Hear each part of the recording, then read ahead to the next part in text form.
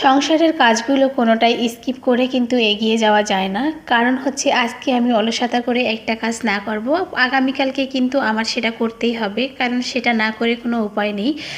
এই যে আমি যেমন এই জ্বালানাটা অনেক দিন ধরে পরিষ্কার করব করে করা হচ্ছিল না। আমি যখন এই বাসাটা নিয়েছিলাম, পুরো বাসাটা যে পরিমাণ নোংরা ছিল, সেই নোংরার কারণে আমি এক পর্যায়ে বাসাটা নিতে চাচ্ছিলাম না। পরবর্তীতে আমি বাধ্য হয়ে এই বাসাটা নেই।